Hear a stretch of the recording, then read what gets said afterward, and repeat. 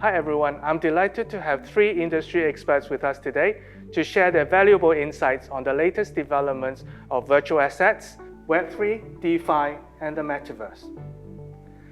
Rocky, can I start with you? As an expert in licensing and regulatory matters, could you share with us the recent trends regarding the legal and regulatory developments for these frontier technologies? Thank you, Yeah, indeed, there have been significant development in the legal and regulatory side covering different categories of digital assets. So in particular for tokenized securities, whether it's tokenized bonds, tokenized shares, there's the virtual asset, the BTC and ETH and the likes, and of course digital money. We have CBDCs, stablecoin, and also tokenized deposits. In terms of global developments, there are quite a few areas, legislative initiative, MiCA in Europe, for example.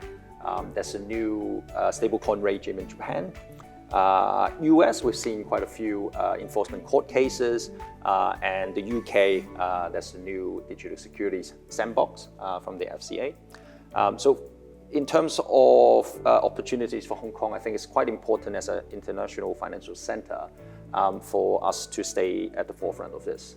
So it's not only to catch up to global developments, but it's important for us to look to lead in this space as well. But it's great to see Hong Kong's commitment in this area. So we've seen virtual asset service provider regime under the AMLO. We have the SFO securities regime for digital securities. We have Hong Kong court case that recognize the legal property nature of virtual asset. And of course, the HMA with Project Enbridge on CBDC, Project Ensemble on tokenized deposits, and also the latest stablecoin licensing regime. And of course, the latest stablecoin issuer sandbox arrangement as well. So it will be great to see Hong Kong to continue its commitment in order to lead the space as well. Thank you. Edmund, the government seeks to develop a responsible and sustainable virtual asset ecosystem in Hong Kong. So from your perspective, how could these frontier technologies enable the financial services sector in Hong Kong? The impact will be profound as they further developed. First of all, they shall increase the liquidity. Hong Kong has the depth and width of many financial products, which will enable the ideal place to implement tokenization of such asset for distribution, transaction, and settlement using stablecoins as well as digital identity, ideally on a public blockchain. It will also facilitate the pairing, transfer, as well as exchange among different asset classes. These provide more options for our customers to trade and increase liquidity. Secondly, they shall also increase efficiency.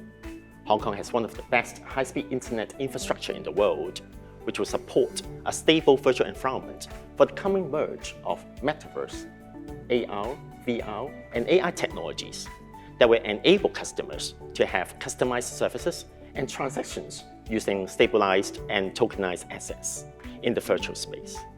This next generation of internet banking shall increase the efficiency of our financial services and our customer satisfaction. Now, Peter, what can Hong Kong learn from the successful international experiences?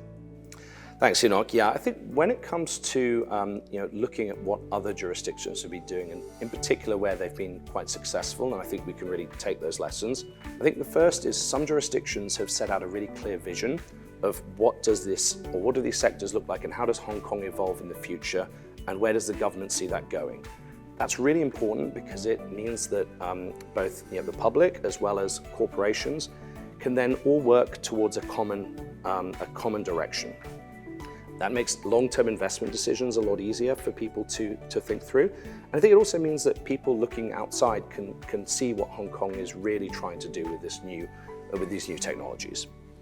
I think the second thing is, once you've got that vision, I think the government really should be trying to work with market-leading companies to do proof of concepts across different areas that work all towards building on that vision and taking it forward. And when they do that, it's really important to say, well, the companies that the government does work with, do that on the basis where they share what they've learned, and also when they're sort of industry standards that are kind of developed as you go are then also kind of, shared with other market participants. So we can build up that ecosystem and that network effect that's really, really important for many of these new emerging technologies to really reach that scale and to have that market competition in a dynamic ecosystem. Thank you all for sharing your insights with us regarding the latest developments of these frontier technologies. The Hong Kong Institute for Monetary and Financial Research has recently published 2 reports on decentralized finance and the Metaverse. We hope you can find time to check them out.